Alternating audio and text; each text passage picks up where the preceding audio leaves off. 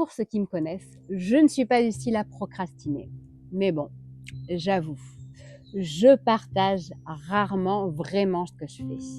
Et là, tu vas voir comment j'investis. Tous les mois, je vais acheter environ 200 € d'actions, ETF ou obligations via Mexem.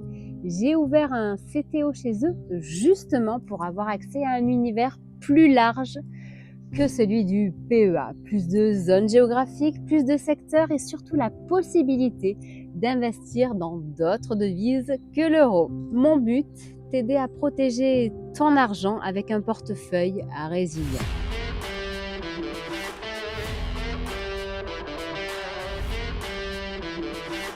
Bonjour, je suis Steph et je compare et teste pour toi des solutions pour améliorer ton train de vie. Donc si ça t'intéresse, abonne-toi et active la cloche. Avant de te montrer mes allocations, regardons comment ouvrir un compte Mexem en seulement quelques minutes. Et ceci étape par étape. Comme ça, tu pourras, toi aussi, si ça t'intéresse, faire pareil. Tu verras, c'est très simple et rapide. Mexem est un courtier européen qui agit comme un courtier introducteur d'Interactive Brokers. Concrètement, tes actifs sont conservés chez Interactive Brokers Irlande, une structure régulée par la Banque centrale irlandaise, ce qui offre une sécurité forte sur les dépôts et les titres. Donc, on va démarrer depuis mon lien qui est en description pour que tu aies accès à 70 ETF Wisdom Tree sans commission, à l'IFU gratuit et à un cadeau de bienvenue allant jusqu'à 250 € offerts. Tu auras le détail des conditions dans le descriptif et sur le lien également. Mon compte sera un CTO pour profiter des ETF Wisdom Tree qui ne sont pas accessibles par le PEA. Donc, tu peux t'inscrire via Google, Facebook ou ton email. Pour ma part, j'ai choisi l'email car je ne veux pas lier mes différents comptes. Tu reçois un code de vérification, tu le rentres et l'inscription démarre automatiquement. Indique tes informations personnelles de base comme le nom, le prénom, etc. La devise de ton choix, euro, USD, francs suisses, livres sterling. Pour ma part, j'opte pour l'euro. Tu ajoutes ensuite ton adresse de résidence. On te demande aussi ton pays de naissance, ton numéro fiscal.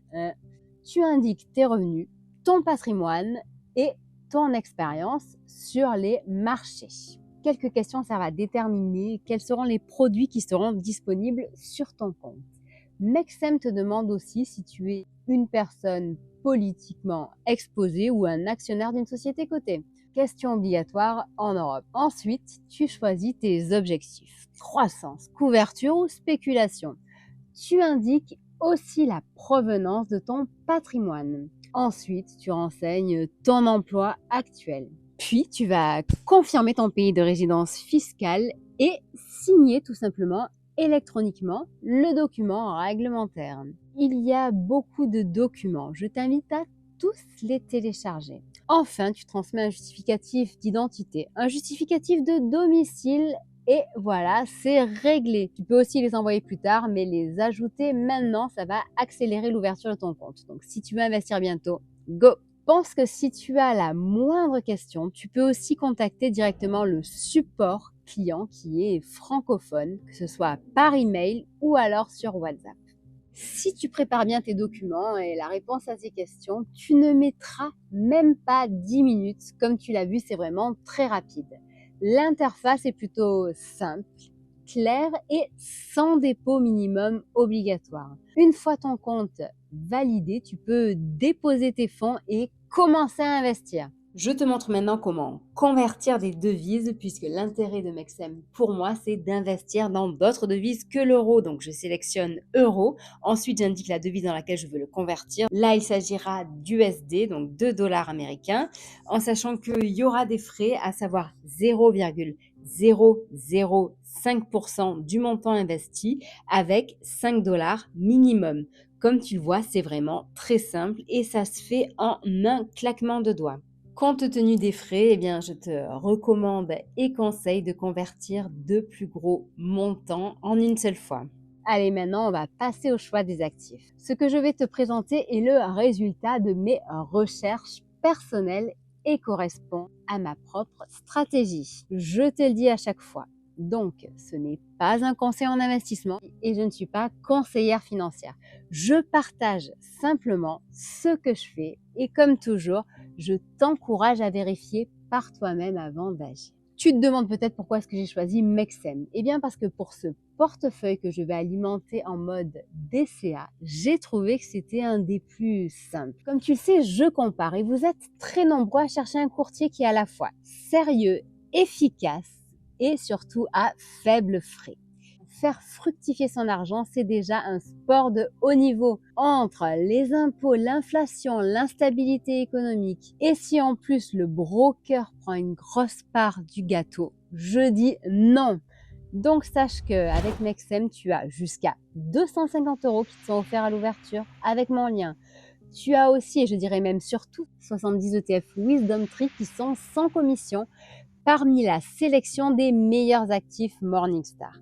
Donc on va piocher là-dedans pour optimiser un maximum. Pour ma part, je recherche surtout à construire un portefeuille que je considère comme solide, capable de traverser les secousses et de tenir dans la durée. Pour ça, je vais diversifier intelligemment. Zone géographique, secteur d'activité, style d'investissement et même devise. Ce mix va créer selon moi un portefeuille qui sera équilibré face aux différents cycles économiques. Allez, on va commencer directement avec une valeur dynamique. Donc, on va partir sur le marché US Tech IA avec Wisdom Tree, US Quality Growth, LSE ETF. Pour cette première brique, je voulais une exposition directe à des entreprises américaines choisies pour leur qualité et leur performance historique.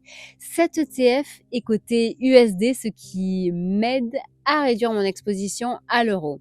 Pourquoi lui? Eh bien, car il se concentre sur les entreprises US à forte croissance et rentabilité. On y retrouve les leaders de la tech. Microsoft, Nvidia, Meta, Amazon. C'est un ETF qui est vraiment orienté qualité, ce qui limite les excès et les valeurs surcotées. C'est un moyen propre et efficace de capter la dynamique IA et tech sans multiplier les achats individuels. Donc on commence en le sélectionnant dans la barre de recherche. On a accès ensuite à toutes les informations nécessaires à son sujet, que ce soit les fondamentaux, les performances, etc. Une fois qu'on est sûr que c'est le bon, on clique sur le bouton Acheter. Donc on constate son prix et le montant que l'on a en portefeuille. Pour ma part, j'ai décidé de prendre justement une part de cet ETF. Ensuite, on indique le prix limite d'achat. Du moins, c'est comme ça que je procède lorsque je fais l'achat d'un ETF. Donc on va mettre juste un petit peu au-dessus au cas où. Et ensuite, il ne reste qu'à valider son achat. Maintenant, on va sortir des marchés développés et explorer les zones qui me semblent les plus porteuses en ce moment. Les pays émergents avec XSOE qui est encore coté à la bourse de Londres en USD. Donc, on va choisir XSOE Wisdom Tree Emerging Markets, LSE pour London Stock Exchange ETF. Donc, après les vérifications de base, je vais procéder aux mêmes manipulations, c'est-à-dire que je vais prendre une part de cet ETF, je vais mettre un montant un petit peu au-dessus pour l'ordre limite et je vais valider mon achat. Donc ici, on quitte totalement les marchés occidentaux pour aller chercher de la croissance dans des pays qui montent en puissance comme l'Inde, la Chine, Taïwan, le Brésil.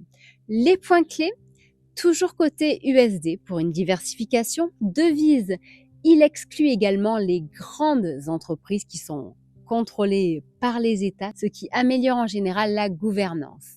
Ça offre également une vraie exposition aux futures locomotives de la croissance mondiale, très complémentaire au marché US et européen. Maintenant, une touche de stabilité avec les entreprises qui augmentent leurs dividendes.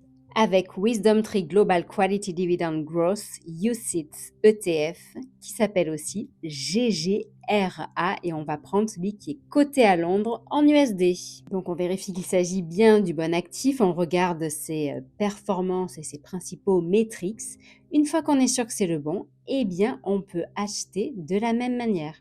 Si tu suis mes vidéos, tu sais très bien que j'aime les entreprises qui sont disciplinées et qui augmentent leurs dividendes année par année. Et bien cet ETF, il offre exactement ça. Ses atouts, cotés en USD avec un panache USA, Europe, Asie. Des entreprises rentables, stables, avec une politique de dividendes durable. C'est donc une brique plutôt sage, mais essentiel dans un portefeuille long terme. Dans cette vidéo, je t'ai montré comment ouvrir un compte Mexem étape par étape. Je t'ai également montré comment convertir des devises. Et normalement, tu l'as compris, c'est quand même assez simple. Tu me diras d'ailleurs ce que tu en penses et si c'est assez clair pour toi. Dans la prochaine vidéo, je te propose de m'attarder sur l'achat d'actifs. Comme ça, tu sauras les diverses options que tu as puisque tu ne veux pas forcément acheter tes actions ou ETF de la même manière que moi.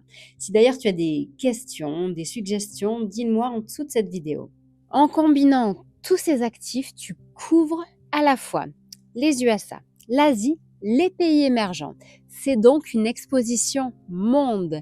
Exit les actifs qui misent uniquement sur l'Union européenne. En plus, tu rajoutes de l'or, des cryptos qui en 2025 me semblent indispensables. Tu diversifies tes devises, USD, livres, francs suisses et euros. Tu mixes les styles, gross, quality, dividendes, small caps, matières premières, crypto. Pour ce qui est d'ajouter de l'or, des cryptos et d'autres devises, je te le montre très prochainement. Ce qui fait un portefeuille cohérent et long terme, ce que je cherche personnellement. Et toi de ton côté, qu'est-ce que tu cherches? Qu'est-ce que tu en penses? Pense bien que l'investissement est risqué et tu peux perdre tout parti de ton capital.